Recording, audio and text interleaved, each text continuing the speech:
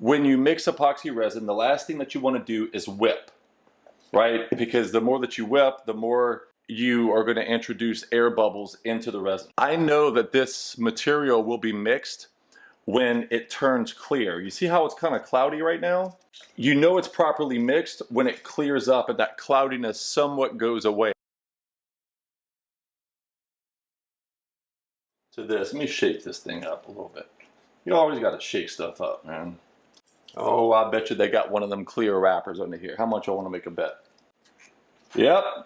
I'm going to pour the ocean blue. Pour like maybe one drop, 1 or 2 drops in here. One, ooh. Okay, that's about equivalent of 2 drops.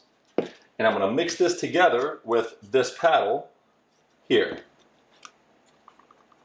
It may seem as though it's very, very, very dark in here, but it's not. It's not as dark as what it looks, right? Because it's translucent, and the more that you have on top of one another, it gets darker and darker and darker. You see, folks, this is why you wear gloves.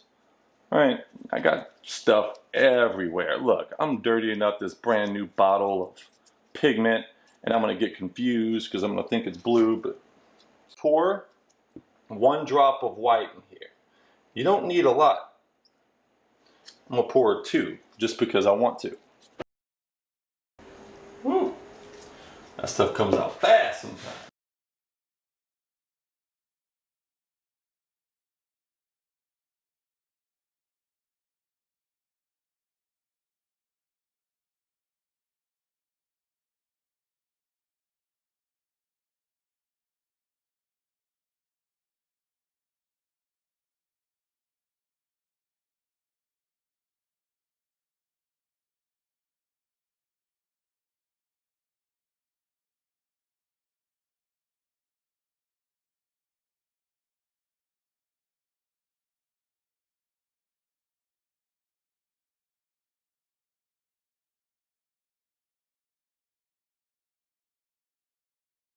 And the key is to hit it once with a dryer and leave it alone. People, that's where people make their mistakes. I got to take this off because I don't want to get my dryer full of resin. I hate that, it aggravates me.